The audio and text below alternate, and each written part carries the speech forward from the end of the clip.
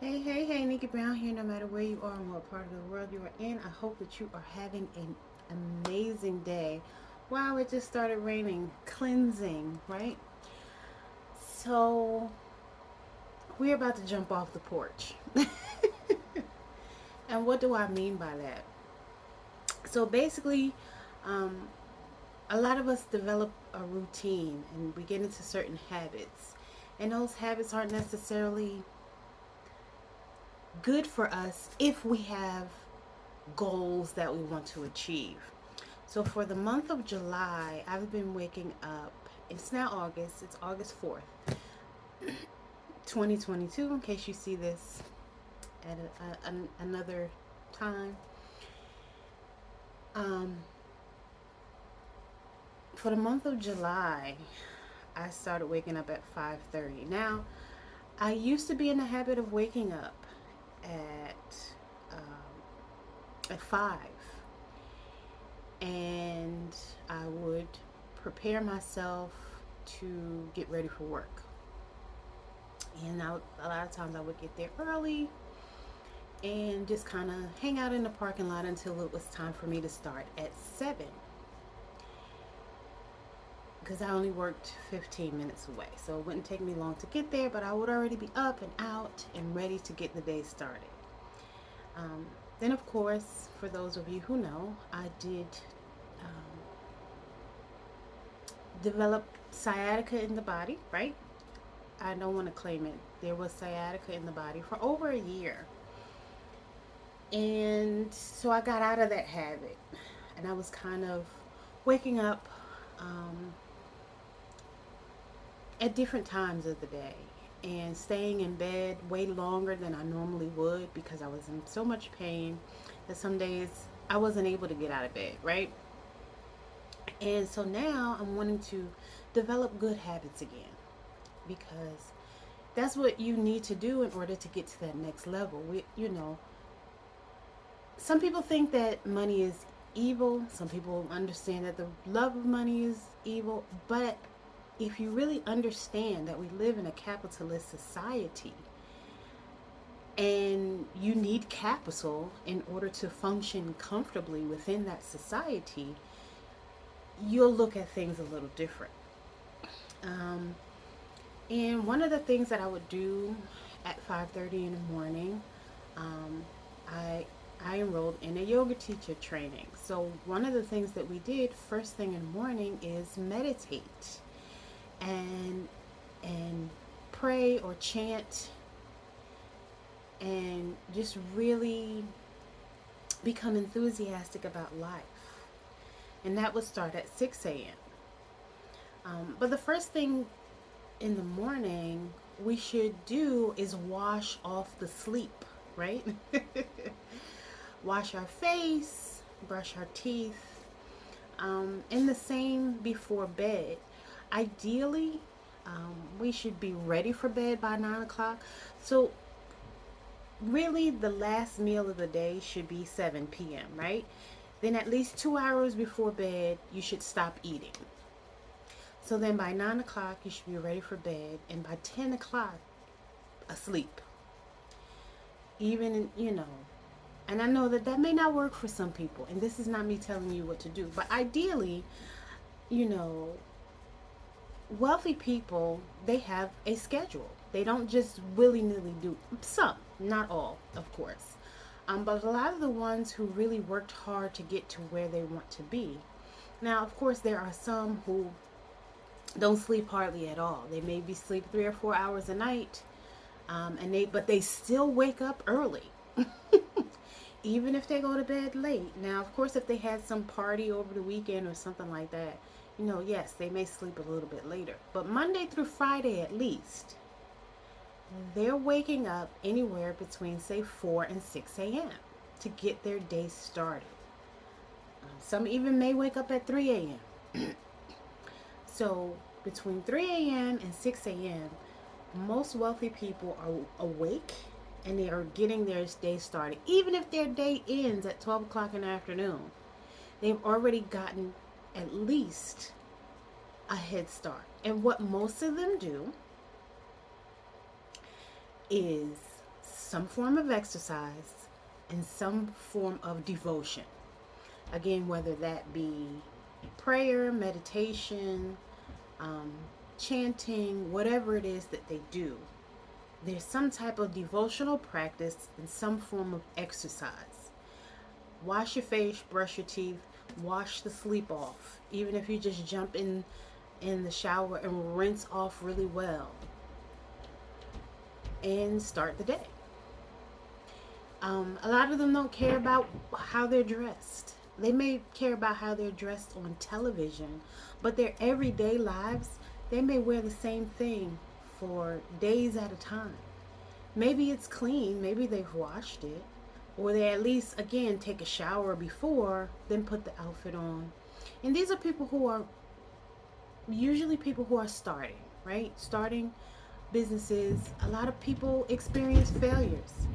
I know that I definitely experienced some um, failures in my business. But these failures are not for you to give up, they are to help you grow, right? Um, we have to ask ourselves, what did we learn from it? Because you need to learn something from it. And again, a failure is not to totally give it up.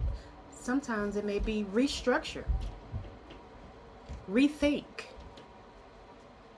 reorganize, re-strategize, and not being afraid to ask for help. A lot of successful people have experienced homelessness,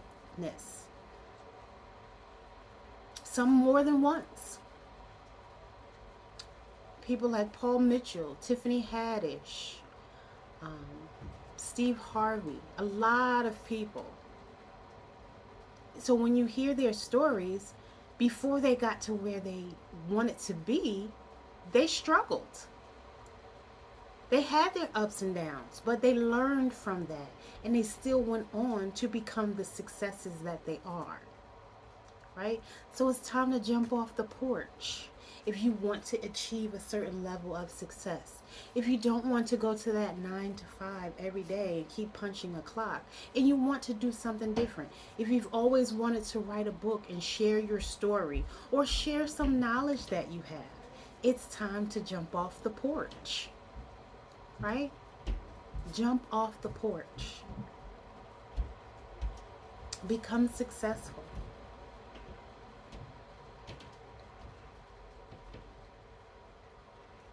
If that's what you want. Only if you want to. This is, again, I'm not trying to tell anyone what to do. But establishing a routine usually helps people to get there.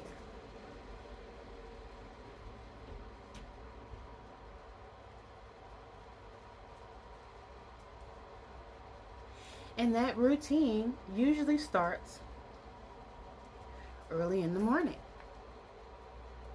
Now, does that apply to everybody? No, everybody that's successful does not wake up, early in the morning. But I would say 90% do. And people make the most money in real estate. And there are a lot of programs. I have one where basically you go knock on doors. And you ride around, you look for abandoned homes. And you find out who owns these homes, and you contact these people, whether it be by mail or by phone, and you ask them if they're interested in selling. Some will say yes and some will say no. I was watching a Paul Mitchell video, and one of the things he said is, be prepared to be rejected. Be prepared. Everybody's not going to say yes. Everybody doesn't have to say yes. But because you get 100 no's, that 101th person may say yes. And that may be the thing that changes everything and propels you forward to your next level. But the thing about it is you can't give up. You have to keep going no matter what happens, no matter what diversity. You're going to have maybe family and friends who are looking at you like, who do you think you are? You're not better than me. You think you're better than me. You can't pay attention to that. You can't pay attention to that. You have to still keep going. Because when you change, and I mentioned this in a video the other day, when you change, people aren't going to like it. People typically want you to stay the same, right? Because they're not ready to change or they don't want to change. Some people have absolutely no desire to change or to do anything any different or to be better. They want everything to stay the same. As long as they have a place to stay and food to eat and they can go hang out whenever they want to, whether that be eating out or hanging out, at a club or wherever. Some people, that's it. That's life for them. And there's nothing wrong with that because everybody is different.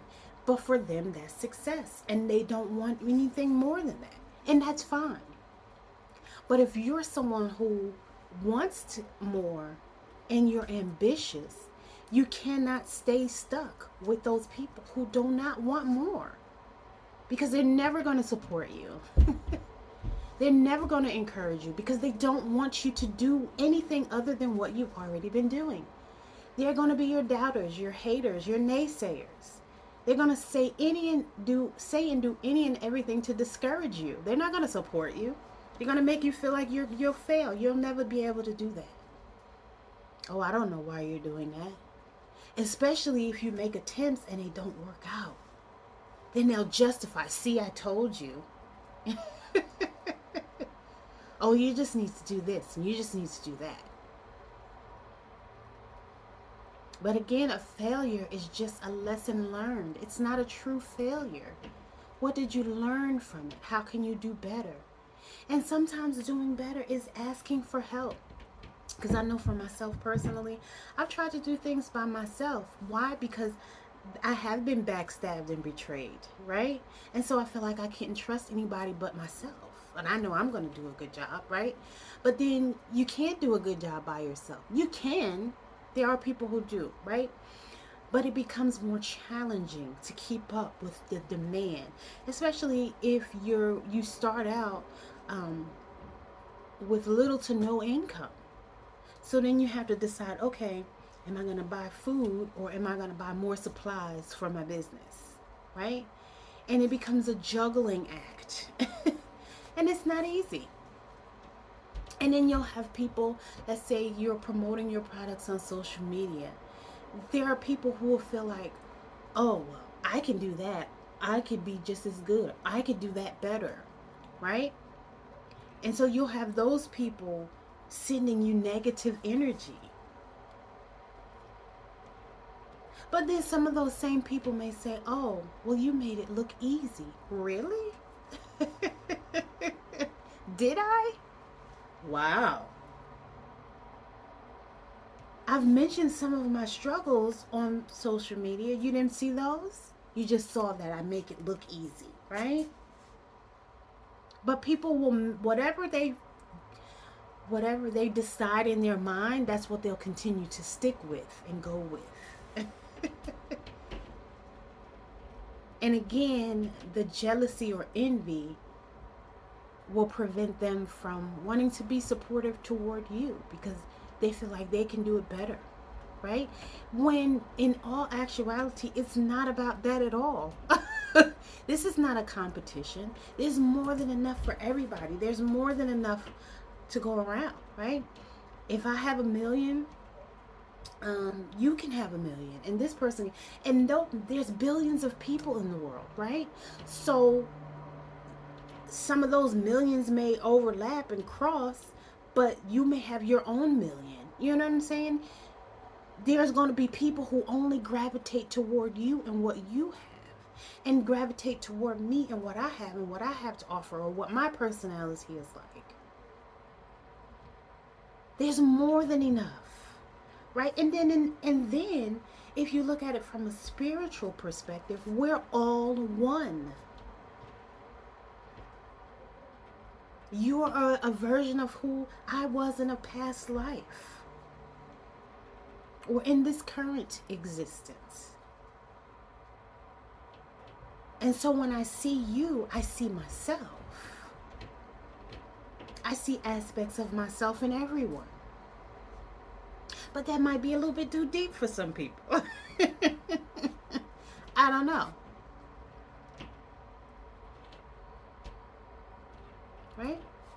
Might be a little bit too deep.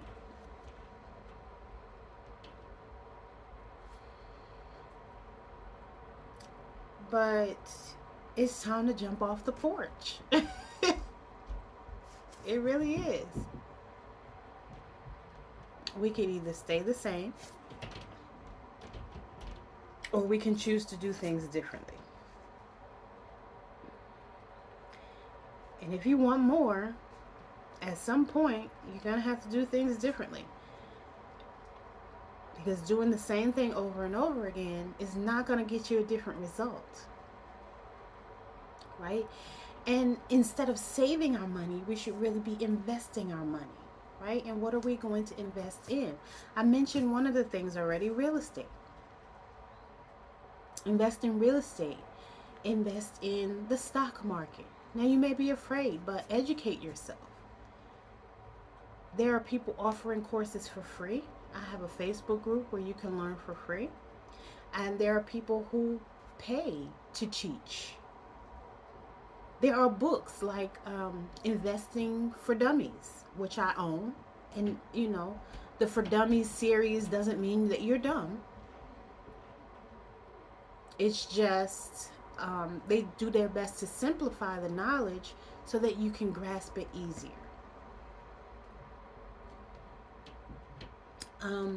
Cryptocurrency, everybody has, you know, they feel differently about it. So, you know, to each his or her own when it comes to crypto. And it's not just cryptocurrency, it's not just Bitcoin. There are lots of coins that you can buy. So you can start to do research on that and see which one you think will be the best option for you. Also, investing in your own business or another startup company. So maybe you work and you don't have time, but maybe you have $100 that you can invest. Maybe you give it as a donation, right? I see you doing this. Maybe you want a return on your investment and maybe you don't. If you want a return on your investment, you can write up a contract. Like, oh, I invested $100 in XYZ company. Use this to buy bottles or buy somebody some bottles or some jars or some paper or some pencils or some pens, whatever supplies, right? And say, oh, I just want to double my money, right? So when whatever you earn from the supplies that I've provided, I would like at least 10%, 20%, whatever. I don't know. You would decide that.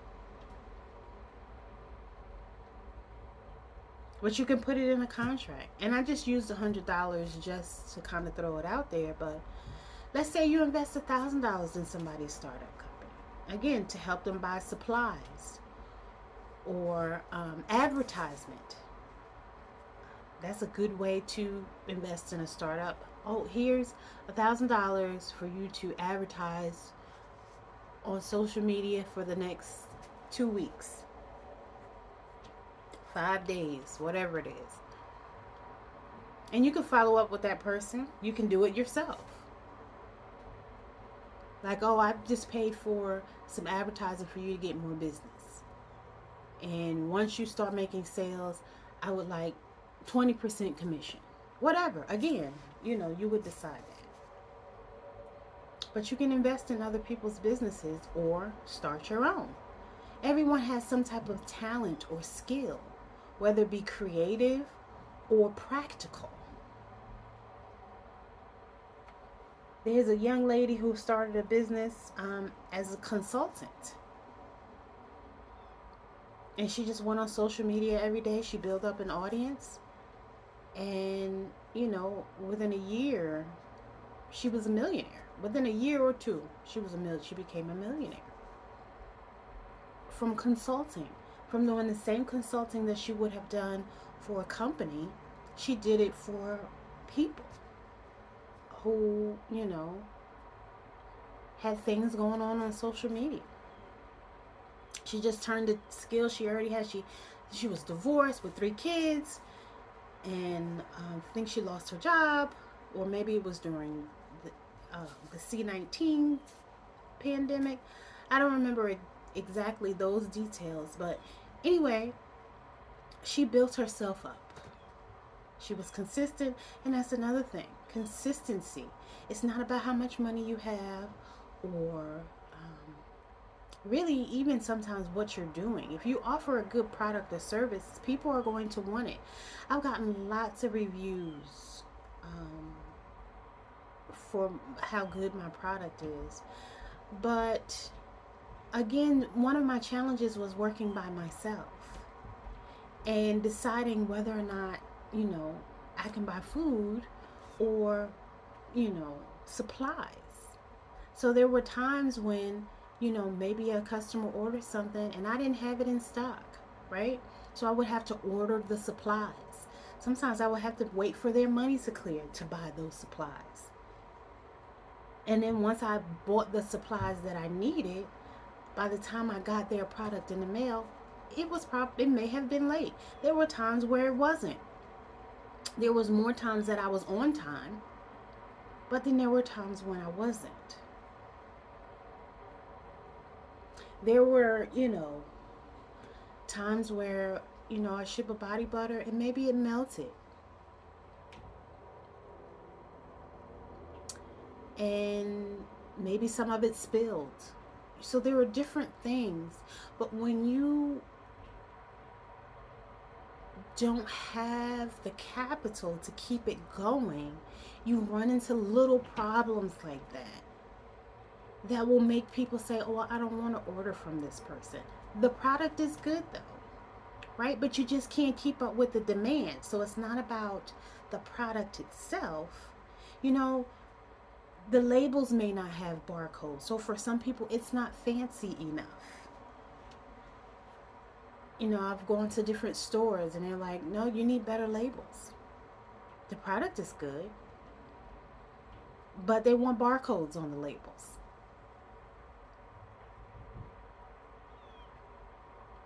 And what? That's an additional fee, right? Every little thing that you do, so that would mean paying someone to create these labels for all the different products that I have and placing a barcode on them. And I attempted to do it myself, but you know, we sometimes we talk ourselves out of things, or we make excuses for ourselves because we have mental blockages. Again, it's not easy, right? It can be easy. There are people who have done it. There are people who are still doing it. A lot of those people, though, have help. Like the young lady I just gave you an example of, her mom reluctantly did it, but she would watch her 3 kids while she was in the room, closed up in her room, posting to social media, creating her videos. She had help. But when you have absolutely no help, that makes it that much harder. And people say, oh, well, you can still do it. Yes, you can. But I find that it works better for people who have their support from their parents, or at least a close friend, right? Or even a spouse who's at least taking care of the little things, like making sure that food is there or making sure that the bills are paid, so that you don't have to try to worry about those things and juggle a business at the same time.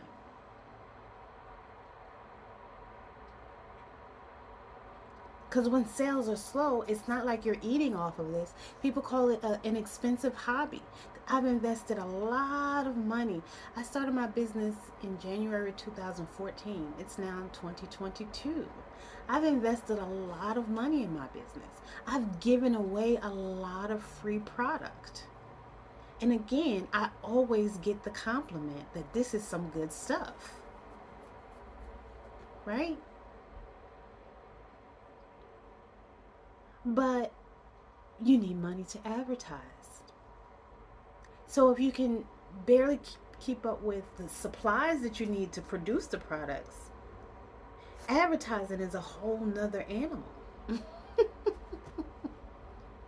And then two, if you're working to provide yourself with seed money, typically, not typically, some people economically are not at the top of the rung of the ladder, right? So really the money that you're making from this job, that maybe you're making, maybe you're making a little bit more than minimum wage, right? Maybe a few dollars more. But you need transportation, whether you have a vehicle or not.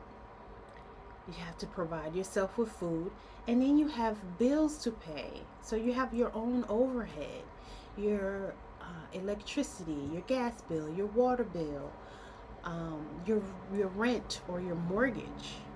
And so this income that maybe you're making is really predominantly going to bills, and then the rest, if you're lucky, you'll have something left over, maybe to buy supplies or things that you need for your business.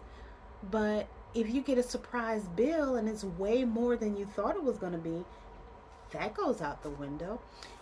Even if you get to the point where you save, you can have thousands of dollars saved, and then something happens, like you get sick, or something happens. If you have a car, something happens with your car. There are a multitude of things that could happen, right? So now the money that you have saved needs to be put towards something unexpected, right? Like being out of work for over a year because you got injured. That's an unexpected expense.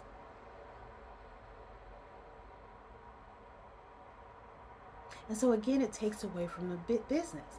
Then you have something like a pandemic. A whole pandemic.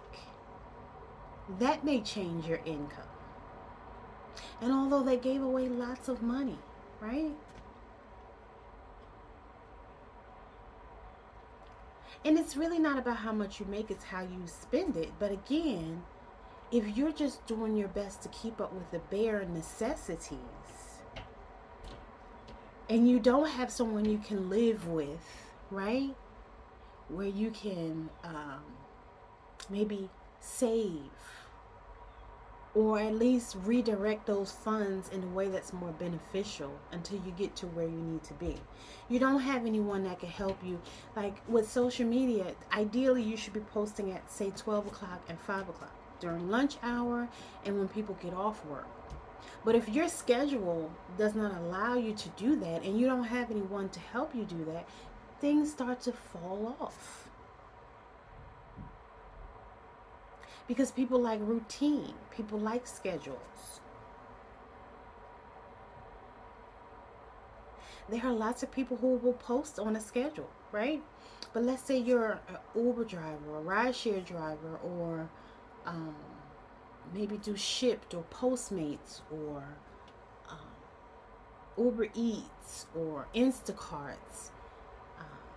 Any one of those, provide any of those services. You may be out and about during those times when it's ideal for you to post. But in the meantime, you're doing your best to supplement your income.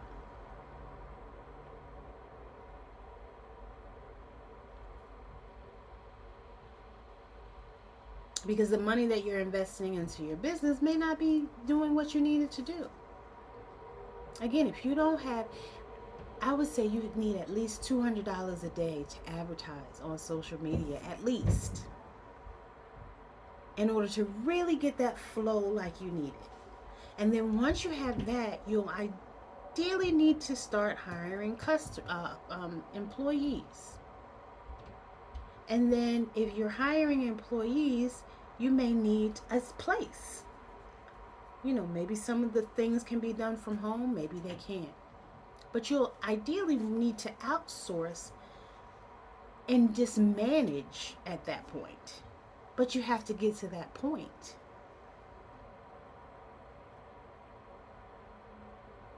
And I think that a lot of people give up before they reach that point. So it's time to jump off the porch. It's fine to stay safe and secure if that's what you choose to do. But if you want to grow and do more, it's time to jump off the porch.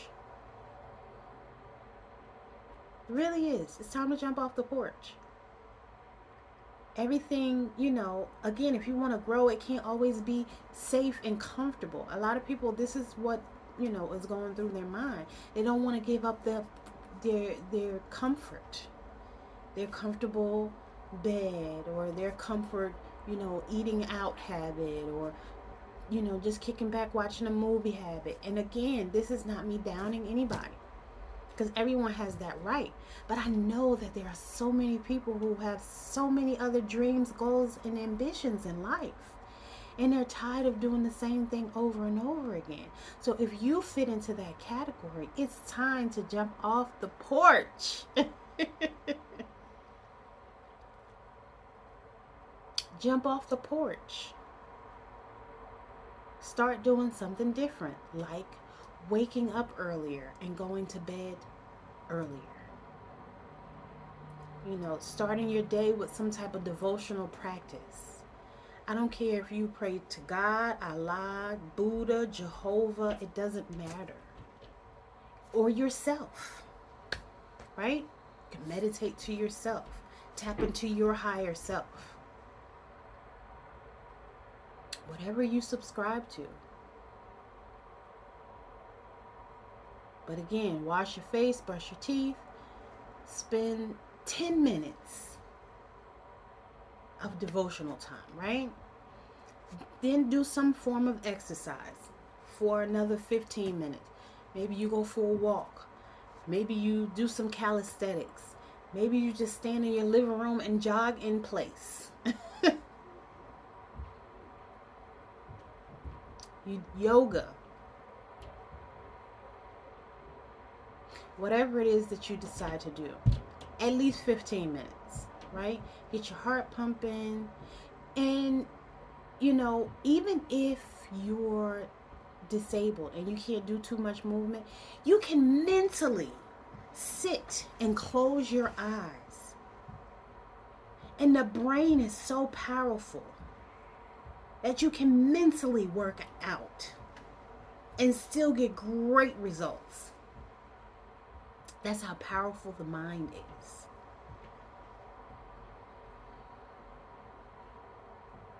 Mind is very powerful.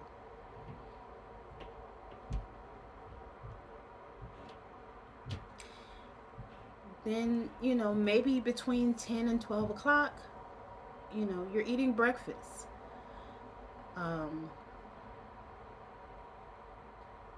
If you have to go to work, so if you're waking up, say, between 4 and 6, and you don't start work till 8,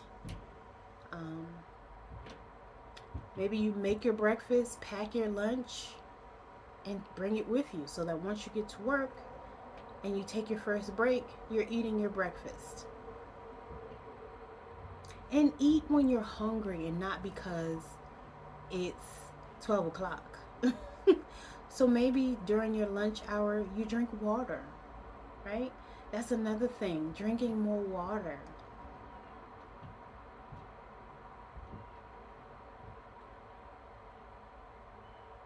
Cleansing your body, giving your body what it wants. And if you don't want to drink water, you know what you can do? Eat water-rich fruits and vegetables, like, say, watermelon or cucumber. Make yourself some cucumber water. Squeeze some lemon or lime in it. Trying to think of what else is rich. Water. Celery. You can make celery, cucumber juice or water. There are lots of water-rich,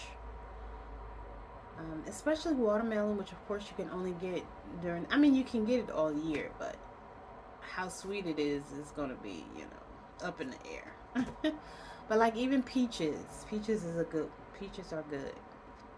Um, and when I say water rich, it's like you get a lot of juice out of them. So they're making their own water. There's an elder. He's a doctor too, and I forget how old he is, but he hasn't drank water in like decades because he just eats foods that are rich in water.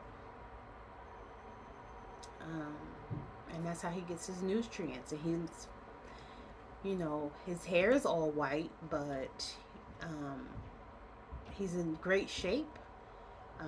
I think he showed himself climbing up a tree. I don't know if he lives in the islands or if he lives here in the States, but and I cannot think of his name right now. But anyway, um,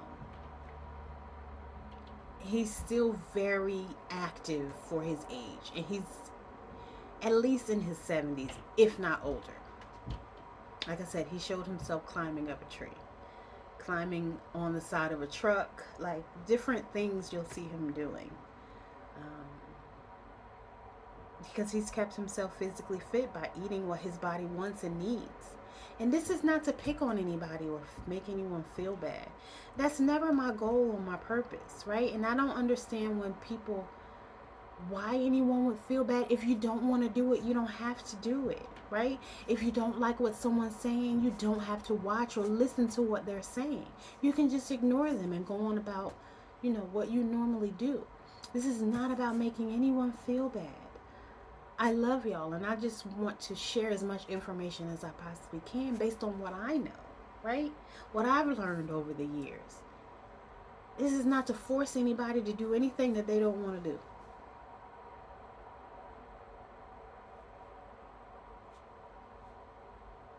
Like, I'm a vegetarian, and I don't force anyone to be vegetarian.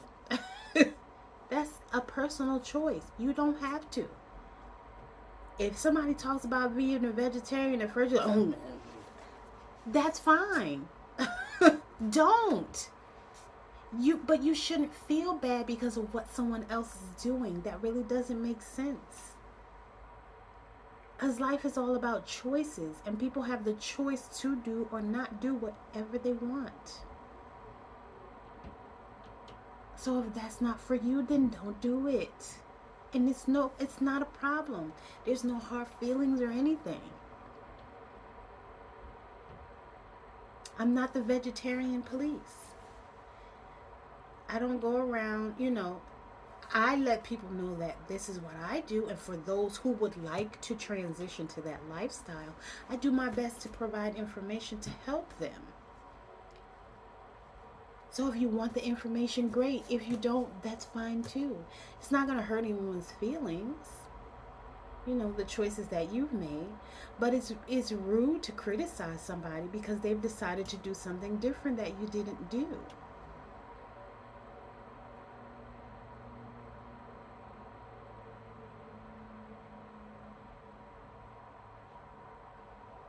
Everybody has a different way of treating themselves or loving on themselves, and they have that right. So do what makes you feel good, do what makes you happy. And it doesn't have to be what somebody else is doing, right? Anyway, I think maybe I've talked long enough. My message was basically it's time to jump off the porch. I wasn't exactly sure which direction I was going to go in with this topic, but I knew some of the points that I wanted to make. And basically just emphasizing the fact that it's time to do something different. So maybe you don't take any of the suggestions that I made in this video, but what does that different look like to you? Because doing the same thing over and over again hasn't gotten you the results that you want. So what are you going to do different going forward to get the results that you want? That's the most important part. Do whatever you want to do, right? But how are you going to do it? How are you going to show up in the world? How are you going to help other people, because he who serves the most people makes the most money. Because it's not about you, it's not about me, it's really about us helping each other and helping other people. So what are we doing to help others? And not from a braggadocious way, right? We don't do it to get recognition or acknowledgement. When you help someone from the kindness of your heart, you shouldn't even expect a thank you, because that's not what it's about. If you give a homeless person money and they don't say thank you, it should mean absolutely nothing. I remember somebody told me they asked for the money back. Like, really? So you didn't do it out of the kindness of your heart. You want validation for doing it. You want people to say, oh, you're such a good person, and pat you on the back. That's not why you're supposed to do that. That's not what that's about. Genuinely, we should help people without expectations. Genuinely. And without recognition. And I know that that's a hard concept for some people to wrap their brain around. I get it. I remember when I first realized that I was selfish back in the day, because I loved, and I know I've told this story in another video, but I loved, now I'm a vegan, so I do non-dairy, but I love Chunky Monkey ice cream, right?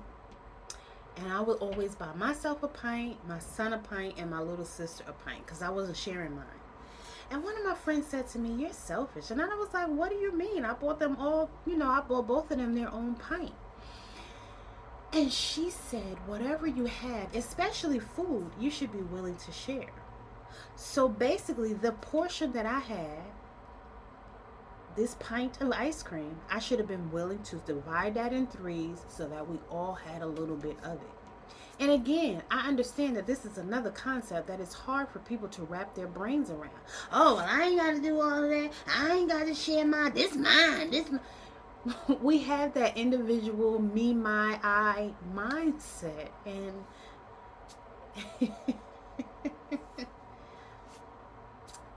this is what we've been, we've been doing most of our lives, right? And so we don't see anything wrong with it. And so if somebody challenges that, it's like, oh, what are you talking about? I'm not selfish. I bought both of them a pint. But once she said it, I thought about it.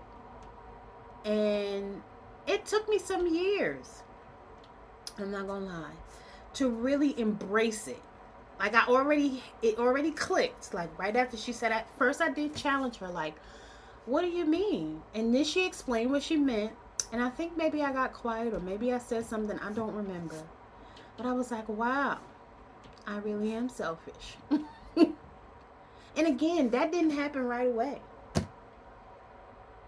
Maybe, it took a little time. And then over the years, I started to change it. Because that was probably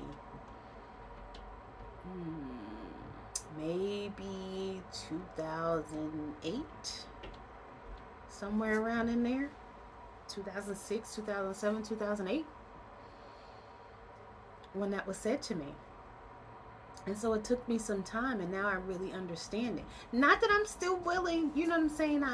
I am more willing to share, but I'm more likely to just give whatever to somebody and then go buy another one.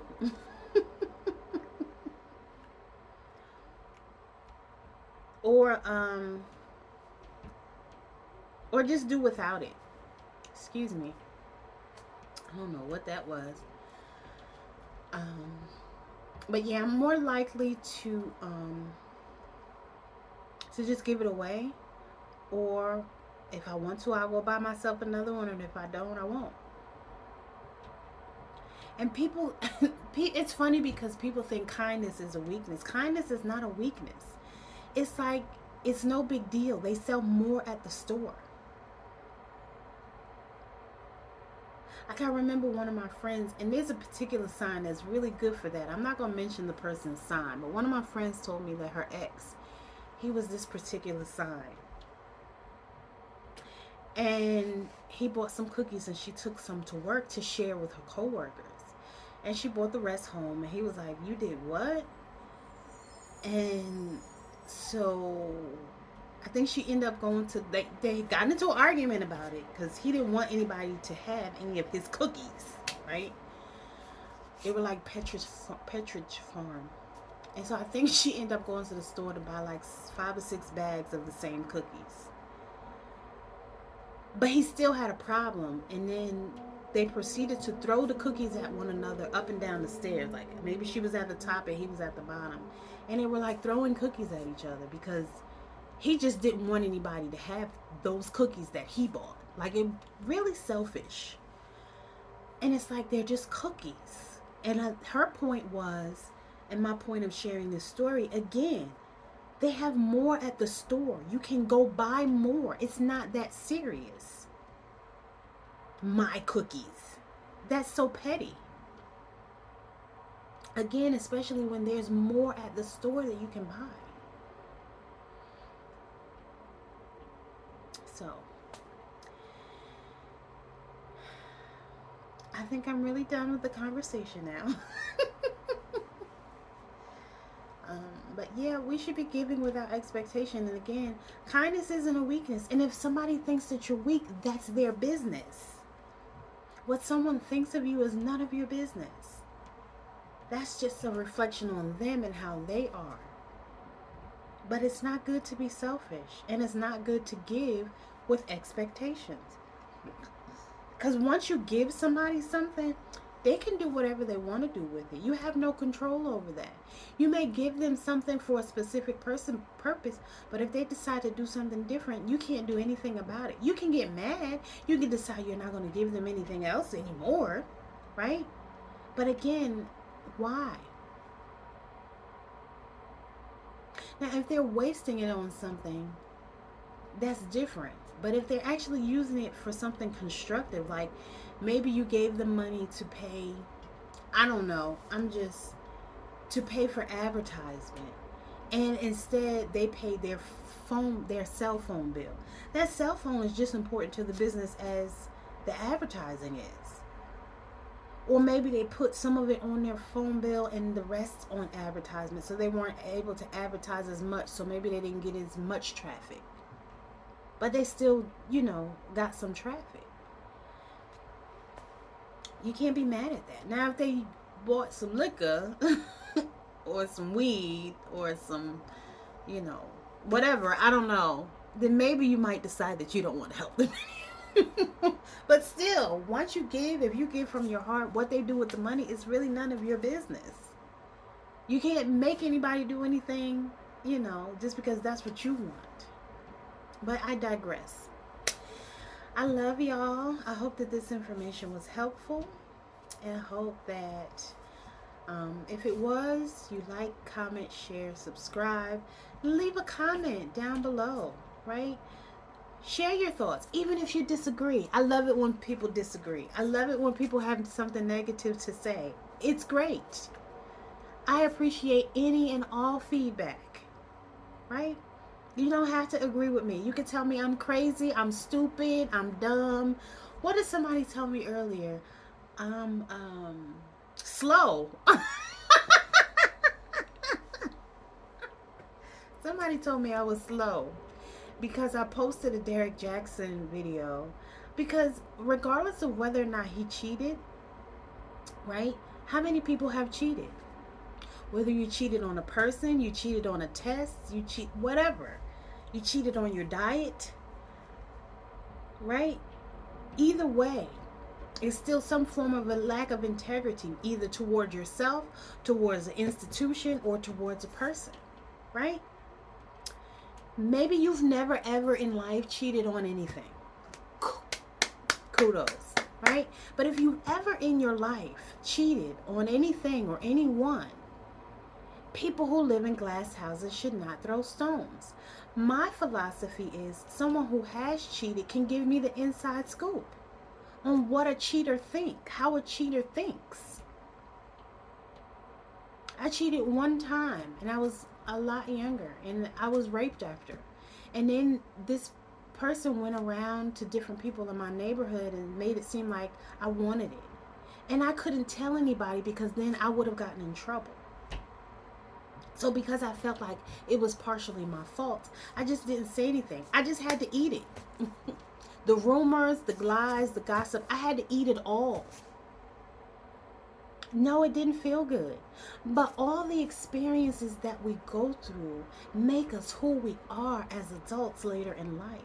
And we can share these stories with other people to help them overcome and get through adversity in their life. Right? So I'm happy to share. And I will bear the insults and bear the injury. Right? I bared sciatica for over a year. And sometimes it's mind over matter. You know, that's why they give people sugar pills or placebo, the placebo effect, right? You make somebody think that they're getting some type of medicine, and all of a sudden they start to feel better because their mind is powerful.